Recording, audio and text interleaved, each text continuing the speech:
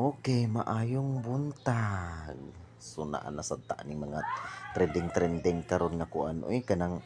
trans women are women. Hoy Ginoo ko na nanaginip ng gising na sad ning mga sangkabayutan oy. Ugay jud ko jug surong-surong nga ay kay murag galabad para way gid ni akong ulo. Chares. Okay, so tagaan ta mo og kanang point of view no, POV na ko about ani nga trending na sad oy Ginoo ko. Aman nga nganong nakaingon man mo nga kanang ang trans women are women, no? Nga kanang sa tinuod lang kanang sa ang original man gyud ana naa man gyud na sila yung mga itlog gipanganak man gyud na ay mga itlog, no? Gipatangtang lang no kay himo nila or ilahang gipakuan no aron mahimong trans pero sa tinuod lang nganong nahimo mang women nga bisag unsaon ninyo pataler diha wala mangyapoy ka ng kuan wala mangyapon tay mga matris no even me dili ko makaingon sa kung kaugaling ngo trans women or kuan trans nga babae jud ko hoy Ginoo ko pagkapiling magid bisag na bisan pag ma-approve ng SUGI bill o bisag kanang naa ng SUGI bill dili sa ang kamatuoran no biblically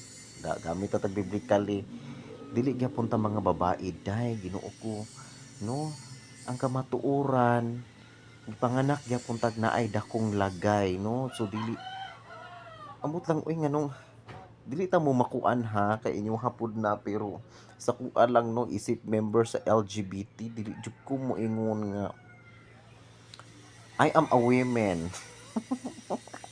Issue kaayo ni karon ay Ginoo ko kanus pa man mo magmata oy nga kaming mga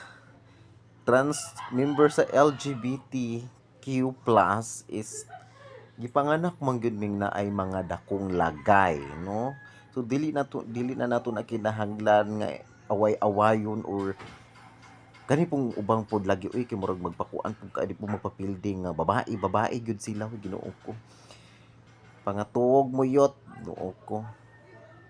are you sure wala ka gigikan nga gipanganak ka nga naa kay dakong lagay kidamgusad ka no pagpuyo mo oy Ginoo ko dili mo matawag og women dili ta matawag og women no Ginoo ko maura to oy Ginoo saputon jud ko ani